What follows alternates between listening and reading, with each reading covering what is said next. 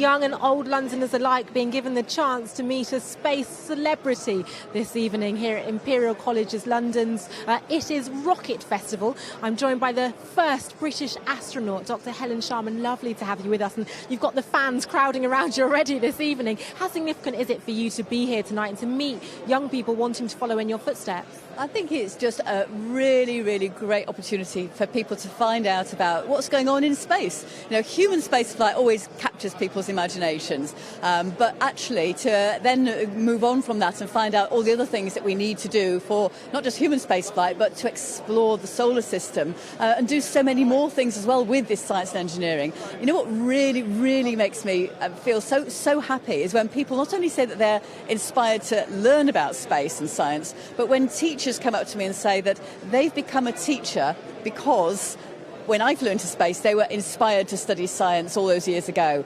So yeah, it's so inspirational. We just can't help it. That's what human spaceflight does to people. With less than a fortnight to go until Tim Peake's space mission, how much do you share the excitement in the build-up?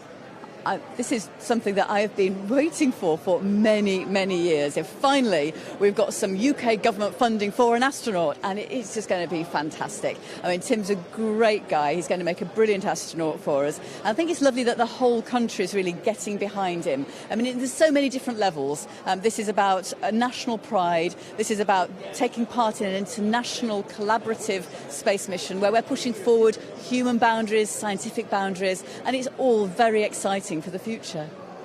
1991, your first mission, the first British astronaut. How much do you remember about this time, the build-up for you?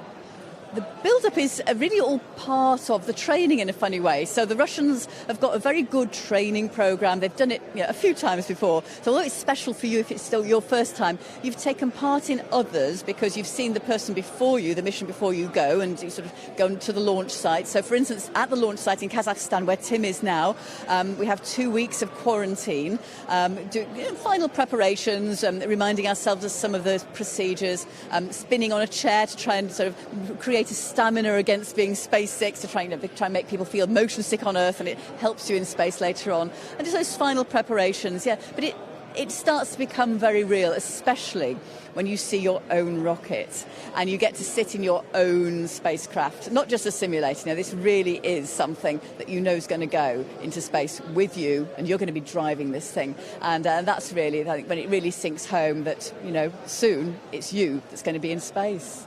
And aside from the build-up being very exciting, how much do you remember about that perhaps one moment that for you was a really exciting moment, perhaps as the rocket took off, or you looked back onto Earth and saw a tiny blue circle?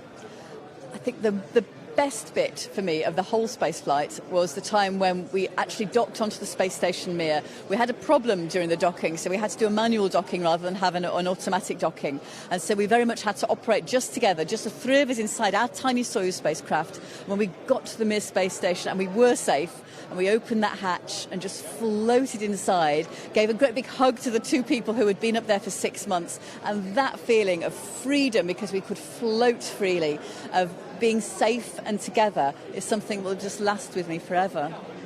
How much do you hope that this space mission taking place in, I think I'm right in saying 12 days' time now, will inspire a new generation to follow in your footsteps and follow in Tim Peake's footsteps?